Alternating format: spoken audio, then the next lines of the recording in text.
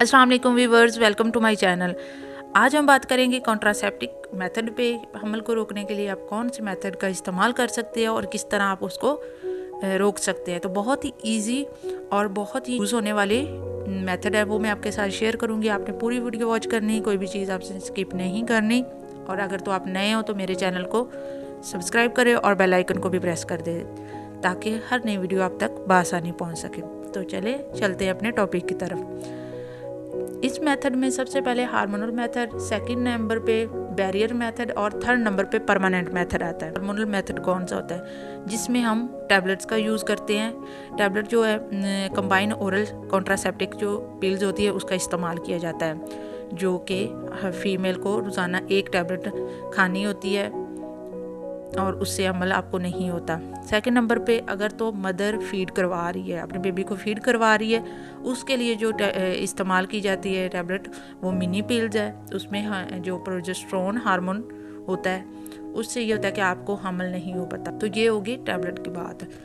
Third number पे emergency pills भी आती है। एमरजेंसी कॉन्ट्रासेप्टिक पिल का इस्तेमाल किया जाता है। वो उस सूरत में किया जाता है जब आप ये जो ऑलरेडी जो टैबलेट खा रहे हो, अगर तो इसकी कोई भी डोज स्किप हो गई है या आपको याद नहीं रही या इसके अलावा आपने नहीं खाई, तो उस सूरत में आपको एमरजेंसी पिल का इस्तेमाल करना होता है। उससे ये होता है कि आप अगर नहीं करते तो आपको हमल होने के चांसेस ज़्यादा बढ़ जाते हैं।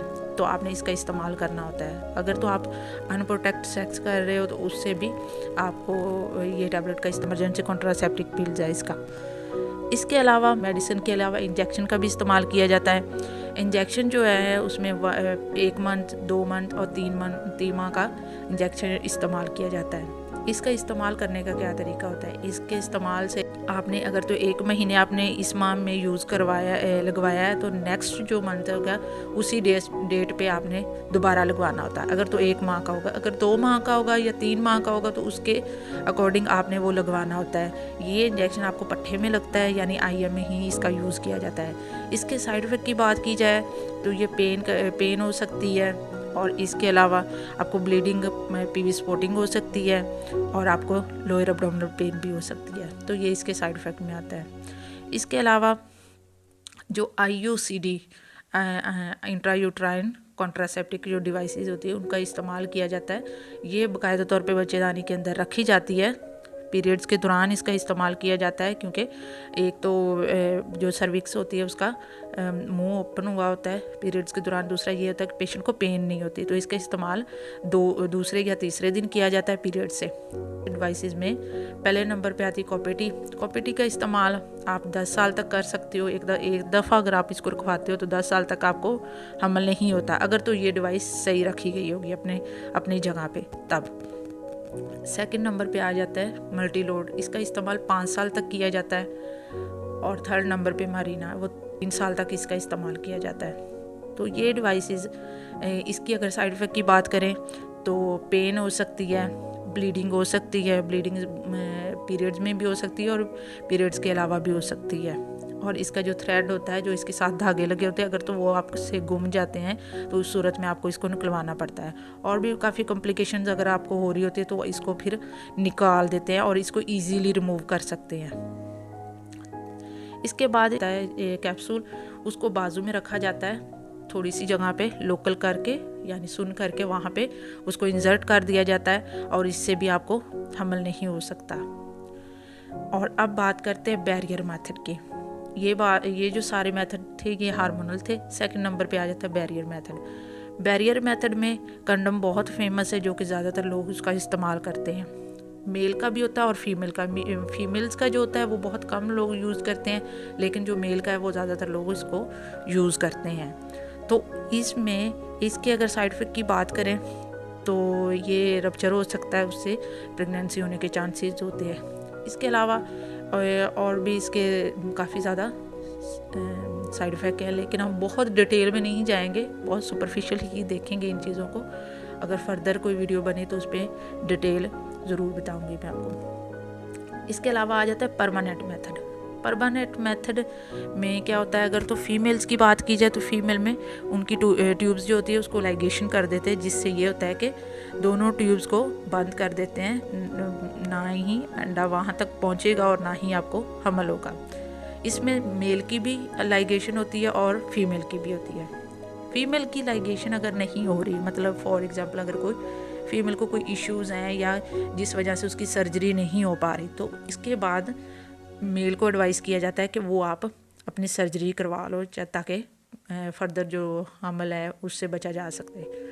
तो इसके जो साइड इफ़ेक्ट हैं परमानेंट मेथड के, इसकी बात की जो, तो इसके बाद आपको प्रेगनेंसी नहीं होती, खुदा न खास्ता अगर आपको ज़रूरत पड़ती है हमल की तो ये आप कंसीव नहीं कर पाते, तो ये इसमें आ जाते हैं। और अगर वैसे भी सर्जरीज़ के दौरान भी काफ़ी कॉम्प्लिकेशंस हो रही होती है, तो ये इसके साइड इफ़ेक्ट सूरत में किया जाता है परमानेंट मेथड जब आपकी फैमिली कंप्लीट हो जाती है। जब आपको फर्दर कोई प्रेगनेंसी नहीं करनी होती है, आप चाह रहे होते कि हमारी फैमिली कंप्लीट है, अब हमने कोई हमल नहीं लेना, तो हम इसको परमानेंट ही इसको बंद करवा दें, तो ये उस सूरत में किया जाता है। बाकी जो मेथड मैंने आपके साथ शेयर किए हैं वो आप टाइम के साथ साथ कर रहे होते हैं कि जितना टाइम का आपने वक्फा करना है या जितने टाइम पे आपने उसको वक्फा करना होता है, आपने वो इन मेथड को आप यूज़ कर सकते हो। तो आपको बजाय कि ये मेथड यूज़ करने के, बहुत सारे लोग ऐसे होते हैं, बहुत सारे पेशेंट्स ऐसे होते हैं जो कि प्रेगनेंसी कर लेते हैं, हमल करके आ जाते हैं और कहते हैं कि हमें पता नहीं चला, हमने ये करवाना था, ये IUCD रखवानी थी, तो ये फ़लाँ करना था, लेकिन हमें याद नहीं रहा। तो ये जो चीज़ें होती हैं ये आपको पहले करनी चाहिए। आप अभी से ही इन चीज़ों को सोचो, क्योंकि बाद में आप जब अबॉर्शन करवाते हो, मेडिसिन लेते हो, उससे एक तो मदर को नुकसान हो रहा होता है, मदर को नीमिया हो जाता है, मदर को इन्फेक्शन हो जाते हैं, मदर को और भी काफ़ी ज़्यादा अगली प्रेगनेंसी में भी उनको मसले आ रहे होते हैं। तो बजाय आप इसको अभी ट्रीट करो, आप इसको छोड़ देते हो, आप कहते हो कि नेक्स्ट टाइम देखेंगे, लेकिन आपको चाहिए कि आप अभी से इसको फॉलो करो, ताकि बहुत सारे अबॉर्शन से बचा जा सके। एक तो उससे होता भी गुनाह है, वो एक तो गुनाह में आता है, दूसरा ये है कि आपके अपनी भी ही वो बहुत ज़्यादा आपको नुकसान दे रहे होते हैं। तो इस टॉपिक का बनाने का मकसद भी आज यही है कि आप इनको खुदारा इन चीज़ों को यूज़ करो, इनका जो भी आपको सूट करता है या जो भी आपके मुताबिक ये है मेथड है, तो आप उसको फॉलो करो, ना कि आप कोई भी ऐसे ही प्रेगनेंसी कर लो और बाद में आप उसके पीछे भागो कि अब 2 माह का हो गया, अब 3 माह का हो गया, अब क्या करें, छोटा बच्चा है उसको क्या करें। तो इन चीज़ों को यूज़ करो, ये आपके लिए ही हैं, ये इसीलिए हैं कि आप इनको इस्तेमाल करो। तो ये था आज का हमारा टॉपिक। उम्मीद है आपको मेरी वीडियो अच्छी लगी होगी। अगर तो वीडियो अच्छी लगी है तो मेरे चैनल को सब्सक्राइब करें और बेल आइकन को भी प्रेस कर दें। तो अपना बहुत सारा ख्याल रखिएगा, दुआओं में याद रखिएगा। नेक्स्ट वीडियो तक के लिए